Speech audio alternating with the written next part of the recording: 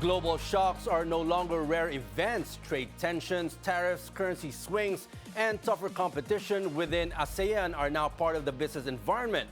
This afternoon, we'll look at how these global shifts are reshaping Philippine businesses and the peso and where opportunities may be emerging. And joining us this afternoon is Sir Percival K. Peña Reyes, an economist and development policy expert specializing in trade, investment, and ASEAN economic integration. He joins us to help explain how global economic changes translate into real challenges and opportunities for the Philippine economy. Good afternoon, sir. Welcome to the show. Good afternoon, Robert, and to all of your viewers. Thank you for inviting me. All right, now, sir, when people hear global shocks, they immediately think crisis. Now, from your point of view, is the global economy really in trouble, or is it simply adjusting to a new normal? Yeah, very interesting question.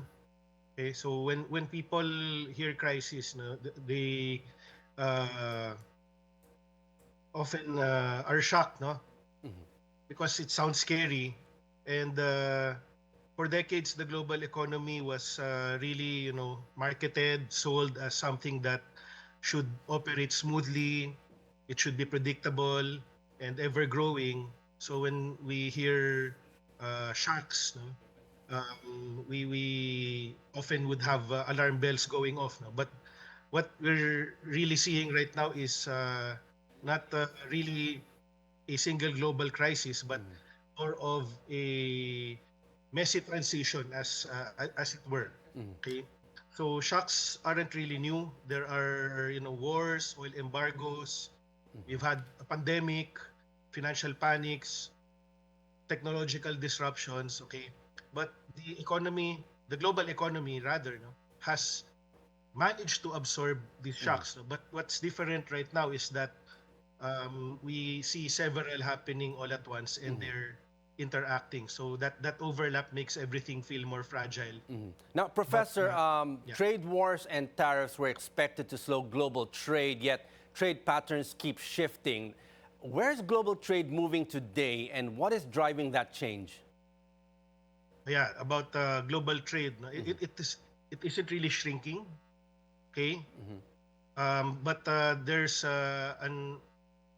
probably an uneven pattern. No? It's thickening in some places while thinning down in others. No? So characteristics of this trade pattern, no, we are seeing fewer ultra long, hyper efficient chains. Okay, we're seeing more of regional loops. Okay, more services and inputs, and fewer cheaper finished goods. Okay, and there also would be more politics embedded in trade decisions. So that's why we're seeing the numbers still look strong, even if the structure looks quite unfamiliar. Now, looking at trade, ASEAN is often described as a single economic bloc. But on the ground, how intense is the competition among ASEAN countries? Oh yeah, very interesting too. No, on paper we see ASEAN uh, posturing itself, no, as a solid bloc. Okay, but reality on the ground, no, it often behaves like a competitive marketplace, no, where we have 10 mid-sized economies chasing the same capital, factories, okay, and also the same export niches, okay, and the competition is there, no, it's real, no, and some sectors it can be pretty ruthless, Yes. okay. Specialization, no, exists, okay, but there are overlaps, no. So differentiation, no, when we see, no, Vietnam, for example, no, um, focusing electronics assembly, consumer manufacturing, Thailand on automobiles, auto parts, food processing, Malaysia in semiconductors, okay, Indonesia commodities, nickel and batteries, Singapore in finance, no. But we're seeing overlaps increasing, okay. So there are electric vehicles, Yes. semiconductors, data centers, okay. Now we're seeing more of competition in terms of what we call, no, policy arbitrage, okay. So there are aspects that these countries compete in, no, more fiercely, no, faster permits, Yes. okay, looser rules, so to speak, no, bigger incentives to pull investment away from neighbors. So Now, all yes. told, no, this if we think of ASEAN, no, it's not really just a single firm, okay, but Yes. more as league of rivals that agree not to sabotage the league itself. Now, So Professor, within that competitive environment in the ASEAN, where does the Philippines realistically stand today? oh yeah, okay, the Philippines, uh, in reality, no, it's not really a laggard, so to speak, okay, but it's not a breakout star either, no. So our position is realistic but also constrained, okay. So what we're seeing right now, okay, for the Philippines, no, okay, we're really positioned, no, as a services superpower, Yes. okay, although we are selectively, no, a manufacturing player, okay, and still, no, quite under leveraged relative to our Yes. talent base, no. Yes. We're not falling behind, but we are underperforming our potential because competition here in the region rewards clarity of strategy. And very Okay, tight. countries, Yes. yeah, Now, Professor, looking at you were mentioning about manufacturing, there's growing concern about manufacturing moving to Vietnam and other ASEAN countries, our neighbors. Now, should this be seen as a loss, or is it a sign that the Philippines needs to focus on different strengths? Like you mentioned, we're very strong in the services sector. yeah, okay. Well, it's not really, something negative, no. In fact, we should take it as a challenge. Okay, manufacturing moving to Vietnam is not really proof that the Philippines is failing. Okay, but it's proof that ASEAN is sorting itself by comparative advantage. Okay, the real loss for us, no, would be to ignore that signal. Okay, if we ignore what is happening there, and we chase a model that is misaligned with our strengths. Okay, so our victory really would be, okay, so we let Vietnam run the factories, the physical ones, no? But here in the Philippines, we have huge potential to run the systems, no, services and high value edges. So there's still place for us really. No need to, No need to worry. yeah, that Vietnam, no, but we have to again not be complacent and be Yes. alert, no, where we can contribute significantly here. And from the point of view of Filipino businesses, Professor, are tariffs mainly a threat, or do they also create opportunities? Yeah, bottom line here, okay, for Filipino businesses, no, okay, tariff can be seen as a cost if you remain static, no. If you're merely reactive, you're not changing, okay. But they can be a signal for you to adapt, okay. They can pose, in fact, an opportunity, especially if you position yourself smartly, okay, and that means, no, being neutral, okay, leveraging on skills, okay, and being a services enabled partner in regional trade, okay. So the thing here, no, firms that win here won't be the cheapest, but they'll be the ones that understand how our trade is being rerouted. And now, if we're talking about the peso, every time the peso weakens, people panic. At what point should we actually be worried? And at what point is a weaker peso simply part of how the economy adjusts? Yeah, but that's quite a hot topic right now, no? About the peso. Okay, a weaker peso is not automatically bad news. Okay, Okay. the correct answer to most economic questions is it depends. Okay, but most of the time, it's the economy absorbing global shocks. Okay, so that growth and jobs do not take the full hit. Okay, now the real danger here isn't really depreciation per se, no, but it's more of the loss of confidence. Okay, and confidence depends less on exchange rate itself than on whether policy looks calm, credible, and ahead of events. Okay, so I think not our institutions, specifically the BSP, no, is on top of this. Okay, but confidence really is an important thing that matters more, no, than the depreciation per se. Professor, which sectors tend to benefit more from peso volatility, and which sectors feel the most pressure? Okay, sectors that would obviously benefit, no, would be, for one thing, we have services exporters. Okay, so we have BPO and the software, animation, design, okay, engineering, accounting, shared services. Okay, because they earn revenues in dollars, no? Yes. And their costs are denominated in peso. Okay, their contracts here are often long term. Okay, and they have limited imported inputs. So peso weakness as it were, no, directly boosts their margins and competitiveness. No? Others would be OFW linked Yes. sectors. Okay, not the exporters themselves, no, but the beneficiaries. Okay, because they depend on remittances, no, remittance dependent households. Yes. They're into retail, housing, education, and healthcare. Okay, and the dollar inflows would rise, no, in peso terms, and their consumption is supported even during global slowdowns. Professor, does These that three balance sectors are when we have a weaker peso? Of course, those who work here in the Philippines, they're the hardest hit, the businesses. But is it balanced by what you mentioned about OFW remittances and other sectors that are not affected but have bigger opportunities when the peso weakens? well, all told, yes. I think they're quite balanced right now. Okay, and our volatility pretty much, no, would reward our earners. Okay, with as I mentioned, peso costs. Okay, but it would of course be a heavy burden to dollar users with peso revenues. Okay, and would hit most vulnerable consumers the hardest. Yes. Okay, so exchange rate management isn't just really about protecting one sector, no, but keeping adjustments orderly.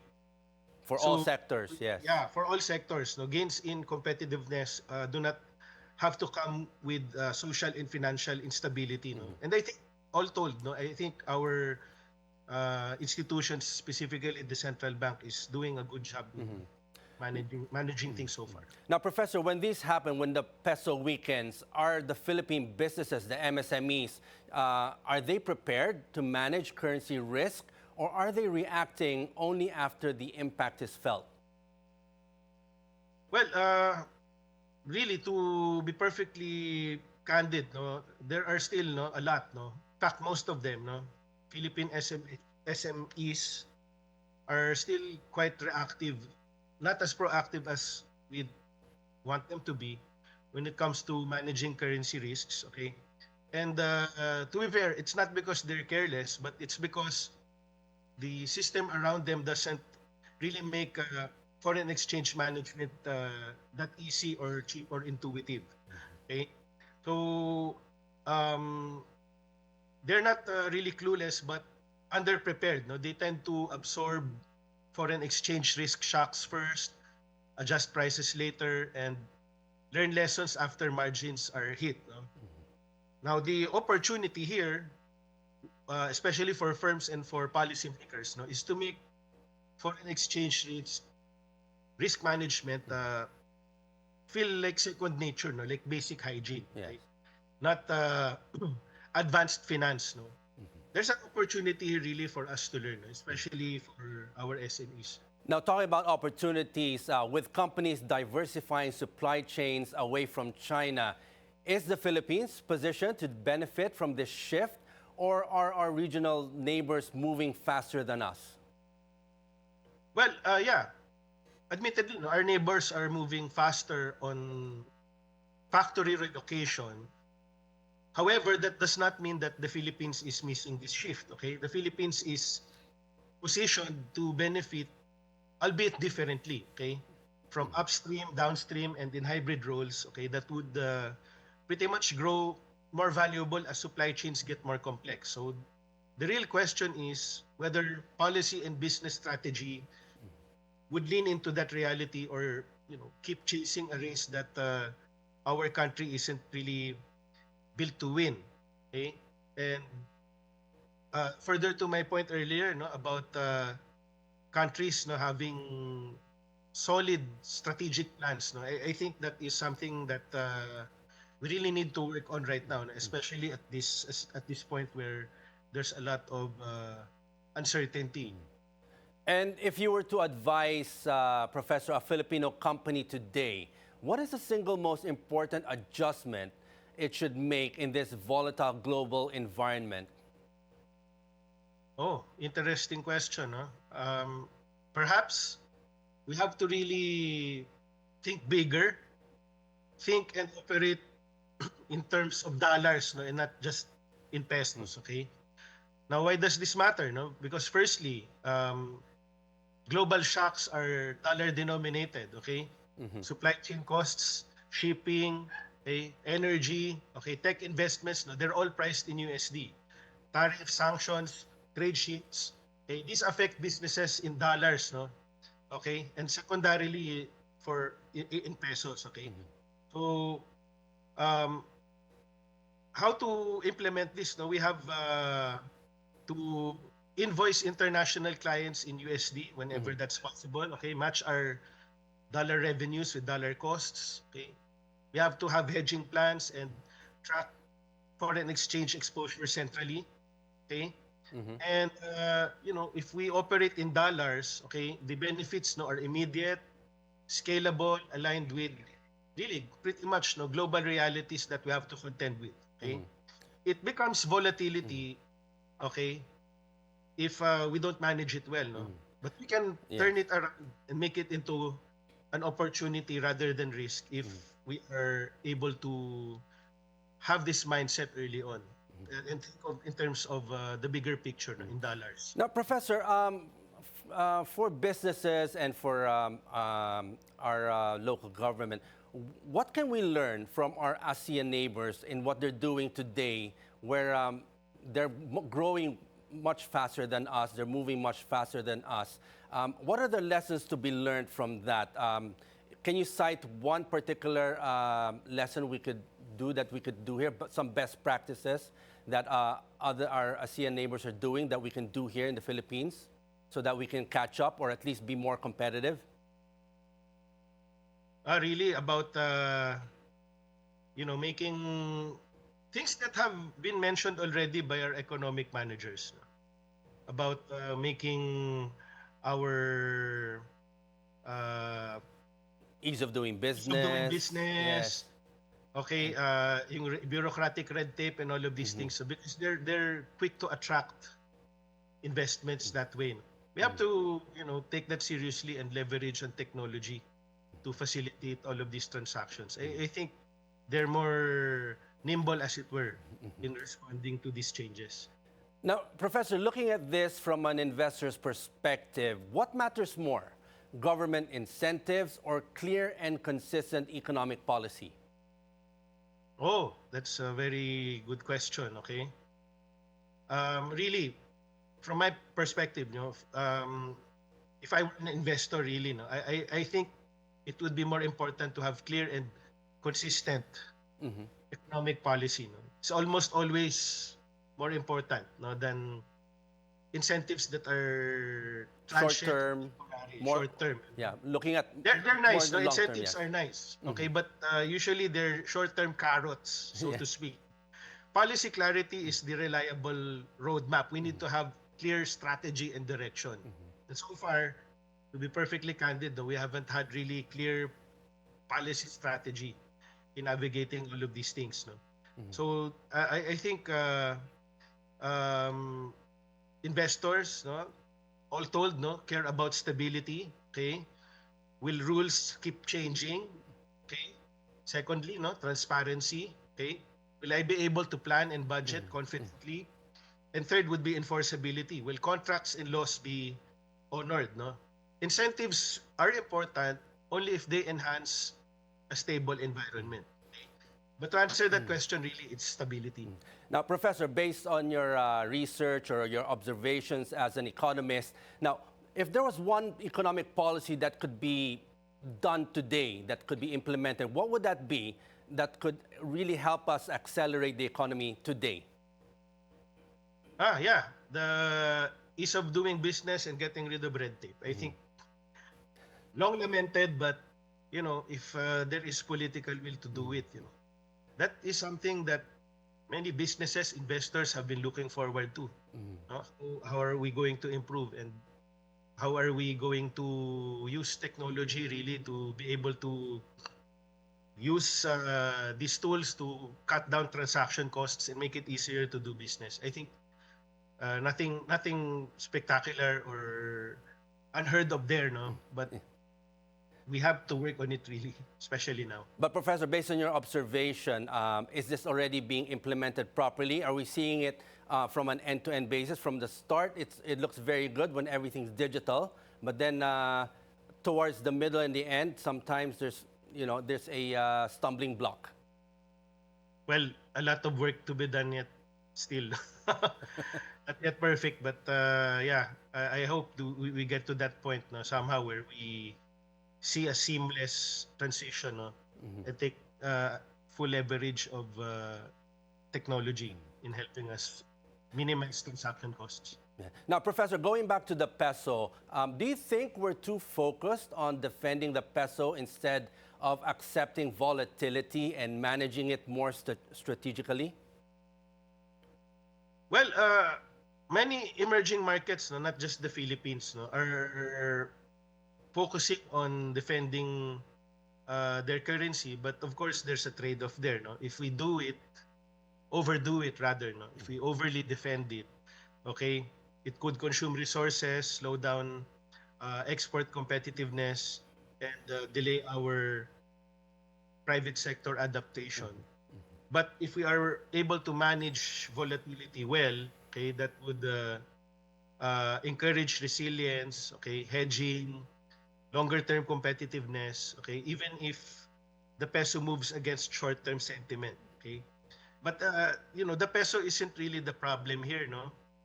It would be more of a problem, no, if there is how we react to it, no. If Yes. there's a rigid defense of it, no, because it simply can be an indicator, no, of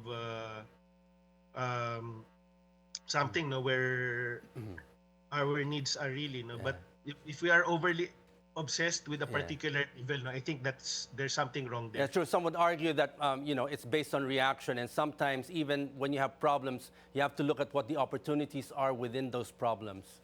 Yes, that's correct. I agree with that. Now, Professor, looking ahead, what global risk do you think Philippine businesses are underestimating right now?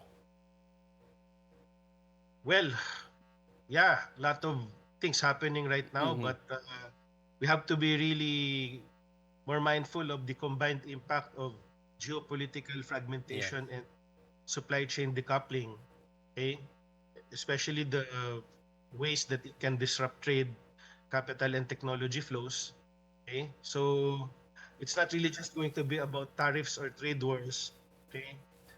There obviously would be an effect on Philippine businesses, no? For exporters, some could be excluded from preferred supply chains if geopolitical partners prefer nearby producers. Okay? For importers, rising costs or delays for critical components, particularly electronics, machinery, industrial inputs, so that could be a problem. And for services, okay, even BPO or IT firms could face regulatory hurdles on cross-border data, cybersecurity, financial services if their clients shift to more politically aligned countries, no. So we have to be mindful, no, of these developments, okay. Yes.